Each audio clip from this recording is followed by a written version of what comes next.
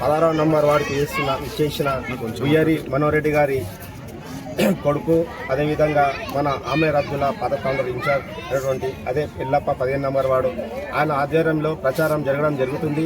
మా 16 నంబర్ వాడికి విషయానికి వస్తే మాకు ఎమ్మెల్యే సారు ఏం చెప్పిండు, మొన్ననే మీటింగ్ పెట్టి చెప్పిండు, మా ఇళ్లకి ఎవరికైతే డాక్యుమెంట్లు లేవో గత 55 ఏళ్ళు 75 ఏళ్ళ నుంచి మా దగ్గర నిరుపేదల కుటుంబాలు ఉన్నారు, వాళ్ళకి ఇళ్ళ పట్టాలు ప్లస్ ఎవరైతే ఉన్నారో వాళ్ళకు పట్టాలు ఇస్తారని అందరికీ హామీ ఇచ్చారు.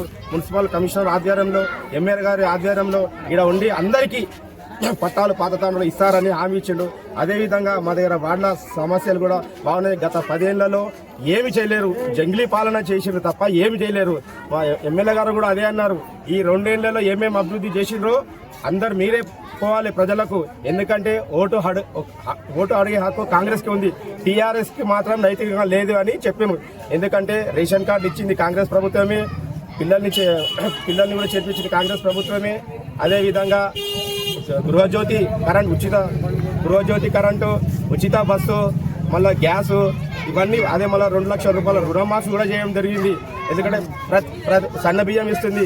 అదే ప్రతి నెల 1 కోటి నుంచి 2 కోట్ల వరకు సీఎం రిలీఫ్ ఫండ్ కూడా ఇచ్చేది కాంగ్రెస్ పార్టీ. ఇంతకు ముందుగా సంవత్సరం అయితే కూడా రాకుంటే సీఎం రిలీఫ్ ఫండ్, అదే ఎల్ఓసి కూడా ఎవరైతే ఉన్నారో హాస్పిటల్లో వెంటనే ఇవ్వడం జరుగుతుంది.